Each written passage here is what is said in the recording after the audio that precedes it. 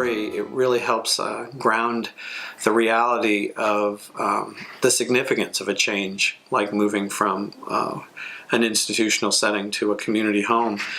We want to be able to learn from Chris's experience about what's gone well, what we could do better in the future, so that we can help not only developmental center movers, but all the people we serve. He is very representative of the demographic that we have collected in this first year of the MLS study. He is male, largely nonverbal, and we wanted to put a face to that type of individual, and we wanted to show what his life is like. The purpose of the MLS study is to monitor individuals for the first 2 years after they transition from a developmental center into the community, to see what changes occur. You know, it shakes out to really look like teams of people finding out, you know, who the individual is now in their living in the developmental center, what the assessment of their needs and what their aspirations are. It includes that whole, you know, individual program plan that really is person-centered, to really understand what kinds of services and home situations we want to develop. The staff at the developmental center that works specifically to both help with the transition of individuals into the community, and then do a lot of monitoring over the first year to make sure that the situations are beneficial.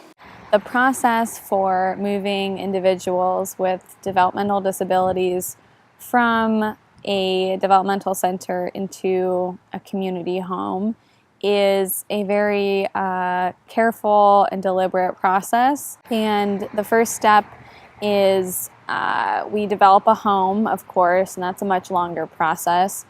We select providers. The staff from the home will come up to SDC and spend at least a full shift.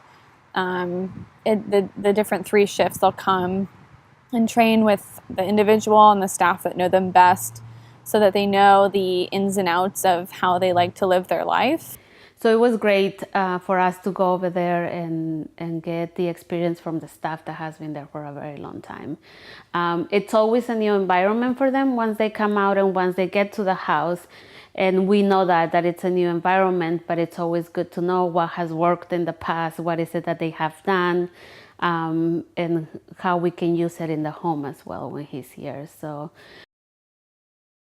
the goal to match the supports, and in particular the providers in the homes, with the individuals and with the other, obviously with the other residents of the home, the other people. So Chris has a lot of great receptive language skills, and so we wanted to make sure that he had peers that were compatible with him, especially peers that could perhaps talk a little bit more than Chris and help foster language building skills. So we thought that would be a good fit for him. And it's important to Chris to have a lot of choices of activities, but not a lot of demand to complete things in a timely fashion.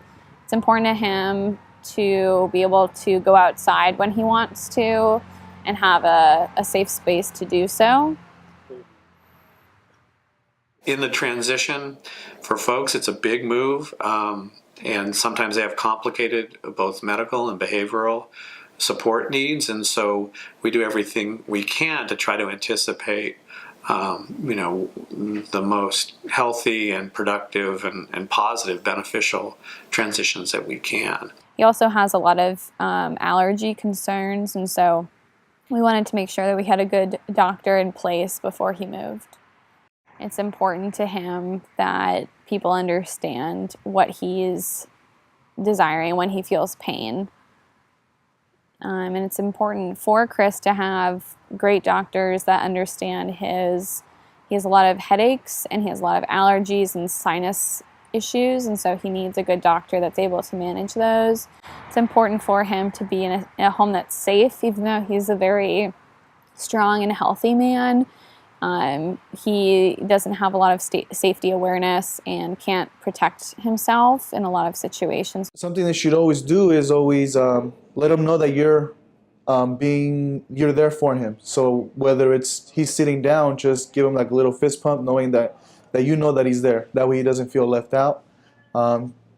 something that you shouldn't do, give Chris too many prompts, too many directions, because you'll just make his head spin, and he'll probably have a not so very day after that.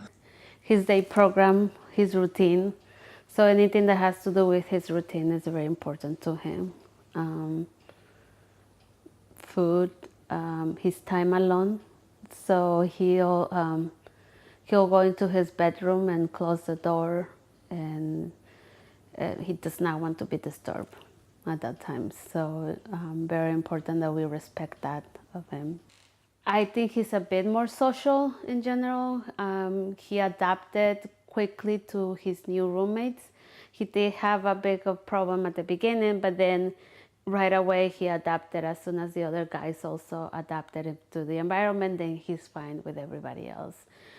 I think in terms of moving around the house and knowing what is expected of him, he knows what it is. It's like as far as getting ready, his chores, laundry, helping in the kitchen as well. He's very comfortable with the staff, and he knows the staff already. So if he knows he needs something, he'll come up to the staff. We have been working with him with pictures. He's able to recognize the things that are highly motivated for him, like food. So we're working on that, on some kind of exchange, that if he wants something, then he can show us a picture. The outings as well, at the beginning, it was a bit of a challenge with Costco, for example. It was a bit too bright and crowded for him. Now he's happy to go to Costco, and he'll get in the car right away and get the groceries. So I think just his daily living in general, he has learned a lot, and he's more independent, and I think he's enjoying his home. I like how, or admire that he has become very, most likely for us, very independent. If he needs to let us know about his feelings, he's not very verbal, but he lets us know by his body language. He's very happy sometimes. He's more comfortable whenever he comes in. He likes to look nice and clean, and we like that as well. It's like he'll come home and he'll pick his clothes. We just have to make sure that they're clean and ready, and he knows very well what's dirty clothes and what's clean. He knows, for example, if he picks a t-shirt that he really likes, it has to be washed first, so he'll pick up his things and take them to the laundry room. It is important that the staff stays on top of his meals every time. It's that he has done a lot better. He slowed down a bit more from when he first came in. But if he likes something a lot, it's that he won't take a break. He'll just keep on going. So it's important that the staff is aware of that and that they help him with that. At the 3-month interview, he didn't answer any questions. At the 6-month interview, he nodded, saying, "I like it here." And so that to me was an indication that he does like it. He's happy there. It's been 6 months since he's moved there. He has a routine that he enjoys, and he knows his routine. He adjusted very well. He knows the house. He has his place that he finds when he needs alone time. He retreated to the backyard, and they said he loves the backyard where there's a beautiful garden. He sits in the backyard, and he by himself when he wants quiet time, and when he wants to be with the other consumer. He came back into the house, sat watching TV or listening to the TV, and was really just engaged throughout the time we were there. It means everyone from the director, myself, to our entire community services department, to a significant number on the service coordination and social work side. It takes a tremendous amount of attention and effort from all of us, but the benefits are wonderful. It's his home, and I think he gets that. It's his home, and I can lay down whenever I want. I can go and do laundry. I can go prepare food. I can do different things, go and shower when I feel like it. So I think that's been great for him, just getting to know his home and being comfortable with the home and with everybody else here. So Chris is one of the youngest people on my caseload, and so he has a lot of energy and he has this infectious smile. He's very polite and always well dressed, and he buttons his shirt all the way up, and he just looks great, and he gives you great eye contact. He's a very, very smart guy, and he's a delight every time I see him. He's learning something new, and he's learning how to communicate, and I think that that's been really rewarding for him to be heard and be understood more. So he's been a real pleasure to serve.